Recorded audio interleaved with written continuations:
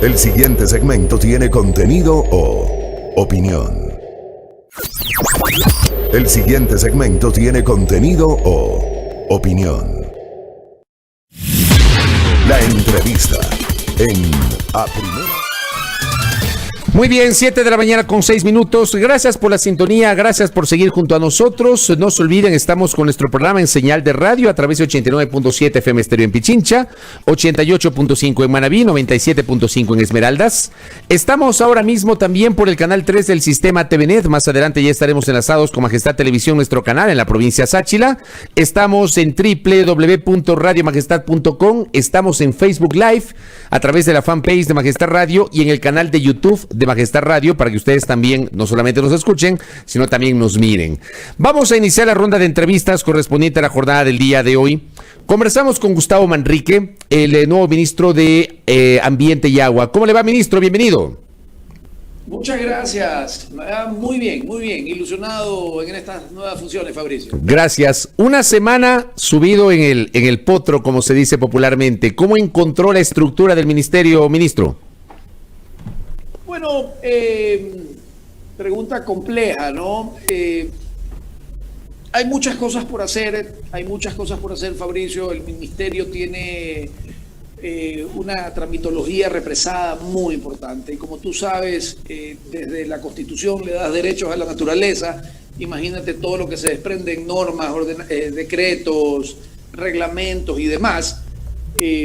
Entonces la tramitología o la parte de los trámites o las licencias o los permisos es un pilar fundamental para que un industrial obtenga un primer permiso de funcionamiento, y de esos hemos encontrado un montón. Entonces el principal rol de estos días ha sido encontrar los cuellos de botella y destrabar la tramitología, que finalmente redunda en inversión, en empleo, plazas de trabajo y demás, Fabricio. ¿Cuáles son esos cuellos de botella que ha identificado en esta primera semana de trabajo, ministro Manrique? Bueno, hay tramitologías redundantes, pasos que se repiten. Estamos analizando, haciendo una ruta crítica de todos estos pasos. Aparentemente, Fabricio, imagínate, hay alrededor de 20.000 trámites. Es importante, Fabricio, que sepas que en este país un inversionista solo puede poner el muro perimetral de su predio sin la licencia ambiental. Entonces, encontrar, destrabar, facilitar es importante para que se desarrolle el país. Así que son muchos, Fabricio, son muchos trámites redundantes, firmas electrónicas, por ejemplo. Todos tienen que firmar de manera física. Entonces, estamos tratando de que los diferentes momentos en el que haya que hacer la firma, pueda ser una firma electrónica que la puedes hacer desde cualquier sitio. Usted asume este cargo encontrándose ya con la fusión del Ministerio del Ambiente con la CENAGUA, la Secretaría del Agua instrumentada. Ya, digamos, en funciones, ¿usted cree que era conveniente esa fusión o fue inconveniente y complicó las cosas para el ministerio, ministro? Sin duda es lo segundo, Fabricio, y me parece que tienes muy clara la película. Para los que no conocen, antes había el Ministerio de Ambiente y había la Secretaría del Agua, ¿verdad? Existen un par de informes de aquella administración en el que indican ambos informes que no era conveniente fusionar la administración del ambiente con la administración del agua, porque comienzan desde las funciones en las que se administra de manera diferente. Por ejemplo, en calidad ambiental, es administrado desde el nivel de impacto de las industrias. Sin embargo, la parte del agua, el país es administrado desde sus cuencas hídricas. Eso por un lado. Y por otro lado, las especializaciones son diferentes. Es como a un ingeniero forestal pedirle que atienda un tema ganadero, ¿verdad? Son competencias diferentes, son competencias absolutamente diferentes. Y no solo eso, Fabricio, sino que luego de este par de informes en el que se dice que no era conveniente unirlos, basado en la austeridad, que está bien, es un concepto correcto, deciden fusionarlo de igual manera. Y en la fusión reducen el presupuesto a la mitad de ambas instituciones y además sacan 800 personas. Entonces, los trámites que le decía son de cara al ambiente. Hay miles de trámites de agua represados también. Entonces, es todo un reto el que estamos enfrentando, pero se vive un muy buen ambiente un muy buen espíritu interno, el personal que he encontrado quiere hacer las cosas diferentes. Fabricio, a veces las personas no son los problemas, ¿verdad? Las personas tienen problemas. Y estoy aquí para facilitar, para ser un facilitador entre el Ejecutivo y el Ministerio para encontrar cómo destrabar todos esos procesos. Sobre, por ejemplo, este fenómeno que usted ha advertido tras la fusión de la Secretaría de Ambiente con el agua, lo óptimo sería otra vez separar el tema del agua y crear una secretaría, ¿o ya no hay forma de hacerlo, ministro? No, siempre hay forma, siempre hay forma.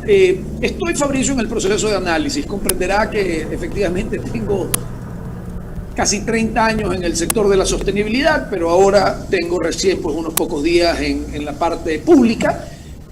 Yo quisiera darle la oportunidad, pero esto tiene que venir acompañado de recursos o tiene que venir acompañado de decisiones, porque a veces del mismo cuero sale la correa, ¿verdad? ¿A qué me refiero? Le decía que hay miles de trámites represados en la parte de agua. Si es que los trámites no están ordenados, si es que los usuarios no tienen su permiso para el uso y el aprovechamiento del agua, no tienen por qué pagar si no tienen un trámite ordenado. Pero si nosotros encontramos alguna forma, Fabricio, de destrabar toda esta tramitología de cara al agua, encontraremos los recursos para automatizar, para tecnología, para controles y demás. Entonces, no me atrevería, Fabricio, a dar una definición de o lo uno o lo otro, pero en principio mis esfuerzos están enfocados, Fabricio, en el Ministerio de Ambiente y Agua que funcione a la perfección. ¿Cómo está? ¿Cómo es la competencia que nos han asignado? Correcto. Ministro Manrique, ¿cómo se va a manejar el sistema de áreas protegidas del Ecuador? Que es muy importante, a ratos también complejo por sus propias particularididades. ¿Cómo proyecta su gestión el manejo de las áreas protegidas del país, ministro Gustavo Manrique? Bueno, eso es un tema muy sensible también. Tú sabes, Fabricio, que Ecuador es el segundo país, perdóname, el segundo país más megadiverso del mundo. Tiene 9.2 especies por kilómetro cuadrado. La suerte que tuvimos en el gobierno del encuentro, mira cómo encontramos una tortuga a las 24 horas de haber llegado, ¿verdad? Eso quiere que la biodiversidad está ahí, las áreas protegidas están ahí. Tienes un Galápagos, por ejemplo, que el 97% de su territorio es una área protegida y tienes 40 y pico más a nivel país, ¿verdad? Entonces la conservación es muy importante. Estamos teniendo reuniones con los guardaparques, estamos haciendo política, eso recae en la Secretaría de Patrimonio Natural y estamos haciendo todo un plan estratégico porque hay algunos lugares en el que requieren más intervención, me refiero de mantenimiento y demás. Correcto. ¿Tenemos ya el mapeo de todas las áreas protegidas, ministro? Digamos, ¿ya tenemos certeza sobre la situación actual y sobre lo que se podría hacer respecto de las áreas protegidas? Sí, estamos haciendo un plan estratégico. Te decía 40 y pico, en realidad son 60 y pico de áreas, 64, me parece que son 61 áreas protegidas, Fabricio. Y estamos haciendo el plan estratégico para presentarlo en los próximos días. ¿No tienen todavía fecha para la presentación de ese plan? No. Estamos trabajando puertas adentro, Fabricio. Como te decía, hay mucho que ordenar. Para que tengas una idea, Fabricio, la gente, uno ve el Ministerio de Ambiente y tienes el Viceministerio de Ambiente y el Viceministerio de Agua. Pero además, en las instituciones adscritas, Fabricio, está el Parque Nacional Galápagos, está la empresa pública de agua que maneja toda la infraestructura, riego, drenaje, uso, aprovechamiento, agua potable, está el INAVIO que maneja todo el Instituto Nacional de Biodiversidad, está el INAMI, está el ARCA, la Agencia de Regulación y Control del Agua, y todo eso me he encontrado recibiendo los últimos 7 días. Entonces, mientras recibes, operas, ves el día a día, tener un plan estratégico de las áreas protegidas es un poco ambicioso. Así que estamos trabajando, como te decía, estos 15 días, Fabricio, estoy en recepción del ministerio, entendiendo, aprendiendo también, montando el equipo. Hay que, en toda esta faena que te decía, hay que nombrar todos los colaboradores de confianza, ¿no? Entonces, cuando estemos listos con los diferentes, no solo las áreas protegidas, imagínate la biodiversidad, el plan estratégico del agua, el plan estratégico de Galápagos, el plan estratégico del Ministerio de Ambiente, el plan estratégico del cambio climático. Entonces, estamos en eso, Fabricio. ¿Qué va a pasar con el tema de los guardaparques? No sé si tiene claridad sobre eso. En su momento, en el gobierno anterior, hubo referencias de que un grupo de guardaparques fueron despedidos, de que se redujo justamente la presencia de guardaparques en las áreas protegidas. ¿Ya tiene usted un mapeo sobre eso, ministro Manrique? Bueno, entiendo que son alrededor de 700 guardaparques, hay una federación, estamos trabajando con ellos, a ellos los recibo a finales de esta semana para entender la problemática, pero los guardaparques son vitales, Fabricio, son quienes cuidan nuestro patrimonio. A veces nos acostumbramos, chicos, a oír el patrimonio natural, pero para aquellas personas del mundo financiero que nos oyen, es literalmente patrimonio como se lo entiende desde el ángulo financiero, ¿verdad? Hoy en día, Fabricio, el mundo está repleto de transacciones comerciales verdes. Tienes un Estados Unidos que firmó el tratado, la reinserción al Acuerdo de París. Tienes un Europa que decidió toda la Comunidad Europea adherirse o crear el Pacto Verde para el 2050, que todos serán carbono neutro, o el discurso de inauguración de Davos del primer mandatario Jinping, en donde dicen seremos carbono neutro. ¿Qué quiere decir eso? Eso quiere decir que vas a llegar a emisiones netas cero. ¿Qué quiere decir eso?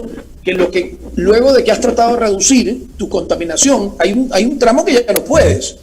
Entonces necesitas área natural, necesitas reservas, necesitas bosques que te den el servicio de capturar esa contaminación y devolverla al planeta en condiciones óptimas de aire, agua y demás. Eso redunda en transacciones ecológicas. ¿Qué tiene que ver esto con los guardaparques? Ellos son quienes van a mantener y preservar nuestras áreas de manera perfecta para que seamos la nueva Suiza. Recuerda que uno habla de la Suiza es como la capital financiera mundial.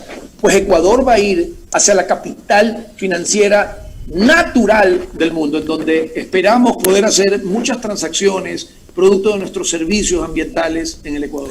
Ministro Gustavo Manrique, en octubre del año 2013, si la memoria no me es infiel, la Asamblea Nacional autorizó la intervención petrolera de la zona del Yasuní, de los bloques 31 y 43, si mal no recuerdo, de la zona del Yasuní. Y dispuso que cada 6 meses los ministerios relacionados al tema presenten a la Asamblea informes del cumplimiento justamente de la autorización de la Asamblea, de la protección del medio ambiente, etcétera. ¿Se encontró ya con algún detalle sobre cómo está el proceso de intervención petrolera en el Parque Nacional Yasuní en el tema que le compete a la cartera de Ambiente y Agua, ministro Manrique? El reporte que tengo, Fabricio, es que los informes interministeriales se han presentado y están al día, así que no tengo ninguna novedad desde esa perspectiva. Correcto, se han presentado entonces, están al día, cada 6 meses tiene que haber ese cumplimiento. Y de allí se deriva lo otro, voy a pasar de lo petrolero a lo minero.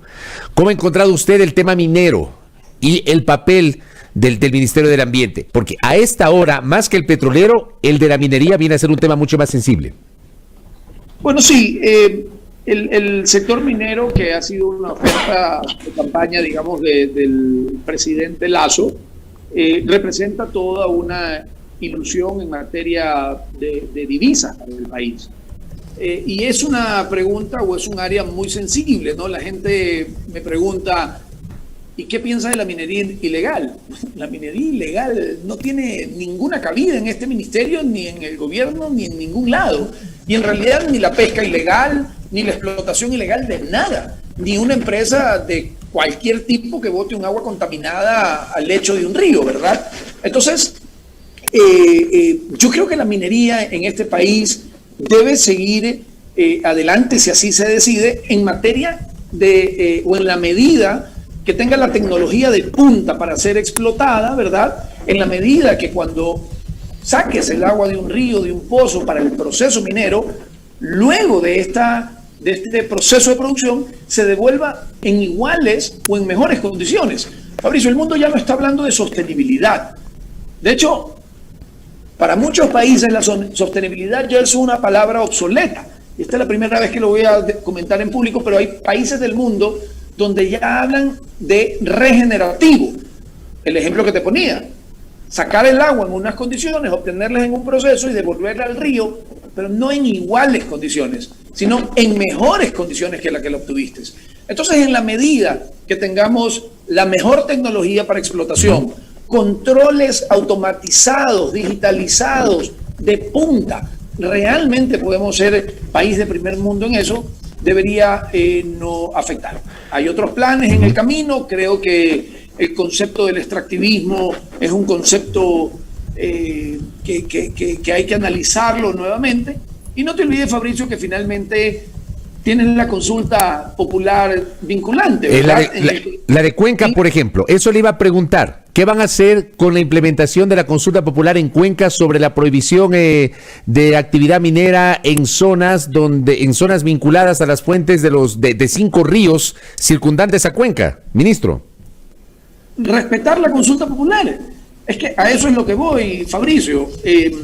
La consulta, mira, hay un efecto que se llama el efecto NIMBY. La consulta popular, yo creo que nos va a llevar en diferentes segmentos, de diferentes formas, al efecto NIMBY. Yo creo que no hay nadie que esté de acuerdo, no hay nadie que no esté de acuerdo, Fabricio, en que queremos escuelas, queremos carreteras, queremos seguridad, queremos terminar con la desnutrición y demás. Todos. Es que no se me ocurre nadie que no esté de acuerdo con ese concepto. Pero si para eso te dicen que atrás de tu casa tienen que poner una planta de tratamiento de aguas residuales o atrás de tu casa está el yacimiento del oro, haces la consulta popular y te van a decir, sí, y el NIMBY es not in my backyard. ¿Qué es eso ahí? Que sí, quiero la carretera, quiero la seguridad, quiero la salud, quiero la educación, pero no me pongas la planta de tratamiento de desechos atrás de mi casa o la laguna de oxidación. Entonces, la consulta popular es un elemento muy democrático en el que cada comunidad va a decidir. Pero además, si el tema es favorable, si la comunidad quiere seguir adelante, yo creo que la comunidad tiene que quedarse con cierta riqueza, Fabricio. Hay que repartir la riqueza de donde vienen los recursos, de donde se van a extraer todos esos recursos, valga la redundancia, para el desarrollo del país. Correcto. Entonces, para el caso de Cuenca, ahí no hay nada que hacer, o sea, o hay algún procedimiento para implementar esa consulta popular, ministro. Deben haber algunos procesos posteriores, no los conozco, son un proceso, digamos, de carácter legal, jurídico, no sé en qué instancia esté la implementación de aquello. ¿Qué hacemos con la minería ilegal, ministro? Lo que ha pasado en Buenos Aires, provincia de Imbabura, por citar un ejemplo, lo que ha ocurrido también en la zona de Zaruma, en la provincia del Oro, por citar otro ejemplo, pero creo que lo de Buenos Aires es una cosa realmente muy preocupante. ¿Qué hacemos con la minería ilegal, ministro? Bueno, recuerda que hay diferentes instancias en el gobierno, ¿verdad? El Ministerio de Ambiente tiene que controlar, auditar y sancionar desde la perspectiva civil o penal inclusive. Pero en esa instancia ya deben entrar otros ministerios, como el Ministerio de Gobierno y otras entidades. Entonces, desde la cartera que nos corresponde es visibilizar, sancionar con todo el peso del rigor. Yo te decía, Fabricio, ni la minería ilegal, ni la pesca ilegal, ni nada. Creo que con eso hay que ser cero tolerancia. Correcto. ¿Tiene algún reporte de la situación en este momento en Buenos Aires? No tengo el reporte de estos días. Correcto. Ahí le traslado para que puedan revisar justamente lo que está pasando en esa zona, que es de mucha preocupación. Uno de los oyentes, Javier Cuello Rubio, me pide que le pregunte, usted inició la entrevista hablando sobre el tema de los trámites. En ese contexto me pide que le pregunte, ¿qué va a hacer para agilizar la revisión de estudios de impacto ambiental represados desde hace más de 1 año y medio? ¿Qué respuesta le puede dar a nuestro oyente, ministro Manrique? Sí, con vergüenza le debo decir que 1 año y medio es de los trámites más jóvenes probablemente que existen ahí. Me he encontrado con trámites de 7 años, Fabricio. Así que Estamos haciendo un proceso de revisoría. Anoche nos hemos reunido con el presidente para encontrar un proceso ágil en el que se incluiría la participación de un tercero que haga una revisoría de aquello para que cuando ingrese el trámite al ministerio, los procesos hayan sido revisados por empresas tipo fedatarios. Estamos trabajando en ese concepto, es un concepto que ya ha calado internamente. Vamos a tener una transitoria, Fabricio, es decir, los que quieran continuar por la vía que ya iniciaron pueden seguirlo, y los que no pueden retirar el trámite. Eso tienen que esperar que haya un documento oficial que sea aprobado, será en las próximas semanas, pero esa es la idea, y realmente, como te decía al inicio, el destrabar eso, Fabricio, va a acelerar la inversión y generación de empleos. Correcto, ministro, y finalizo con esto en honor al tiempo. Usted, llega al ministerio y el gobierno del presidente Lasso inicia su administración con una ley para regular el uso del plástico de un solo uso, valga la redundancia, aparte de algunas ordenanzas que han sido aprobadas a nivel cantonal y también a nivel provincial. Hay la ley de economía circular. ¿Cómo se va a instrumentar justamente la aplicación de estos cuerpos normativos que están ligados a los temas ambientales, ministro Manrique? Bueno, ahí hay que arrancar desde la educación, ¿verdad, Fabricio? Yo creo que el ministerio, que tiene una dirección de educación ambiental, tiene un rol importantísimo. A todos nos enseñaron las 3 R desde que nacimos. La más importante, Fabricio, es la R de rechazar, es de no ocupar lo que verdaderamente no necesitas. Si fuéramos ingenieros dirían, la solución al problema típicamente está en la fuente. Así que eso es implementar los tiempos que tiene. Recuerda que nosotros tuvimos la oportunidad en Guayaquil de hacer la ordenanza de plásticos de un solo uso. ¿Cómo no? Tú vas a los supermercados, vas a las tiendas, los sorbetes han desaparecido, las fundas de acarreo, ya eso ha cumplido su proceso también y lo están cumpliendo. Creo que hay muchas oportunidades de mejora todavía, pero es implementar los tiempos desde el aspecto legal que nos han dado para aquello. Tienen ustedes ya, y con esto sí termino, entiendo que no hay todavía un pronunciamiento respecto de la ley de economía circular, o sea, todavía no ha sido sancionada o vetada, ministro. La ley de economía circular ya pasó el segundo debate, Fabricio. Correcto. Y eso debe ser un sí o sí. Tenemos que ver a la naturaleza, Fabricio, como la fuente que nos provee todos los recursos. Ya en entrevistas anteriores en este programa he mencionado que miren alrededor y todo, sin excepción, orgánico o sintético, viene de la naturaleza. La ley de economía circular lo que hace es que impide volver a pedir materia prima, porque al final en el relleno sanitario, en vez de que llegue el relleno sanitario, lo vuelves a inyectar en el proceso industrial. Así que esa es la instancia de la ley y es un tema que hay que empujarlo. Son un ejemplo, ya lo hemos hablado, que en plástico, por ejemplo, antes de estar la ley, porque existió un modelo del impuesto redimible, ya la gente, los ciudadanos ven a la botella de plástico como recursos económicos, 2 centavos de dólar. Entonces yo invito a la gente a ver si es que encuentra botellas plásticas en la calle. No las encuentran porque es un recurso. Esos fueron 40 millones de dólares que se inyectaron típicamente en la base de la pirámide, que antes iban al relleno sanitario. La ley de economía circular, eso es lo que nos hace, ¿no? Así que eso en llantas, en Tetra Pak, en aluminio, en vidrio, en aceite y demás recursos. Correcto, ministro. Gracias por esta primera entrevista que nos concede. Entiendo que recién está una semana asumiendo las funciones. Le quiero comprometer para en el futuro lograr tener otro diálogo y conocer ya más concreciones sobre la política que usted va a aplicar en el ministerio. Le agradezco mucho, ministro Manrique. Que tenga un buen día. Igualmente, Fabricio. Gracias por la oportunidad. Gracias a usted por la gentileza. Gustavo Manrique, ministro del Ambiente y Agua, conversando aquí a primera hora con algunas de las iniciativas que pretende impulsar en su gestión como ministro de esta cartera de Estado. 7:30 en A Primera Hora.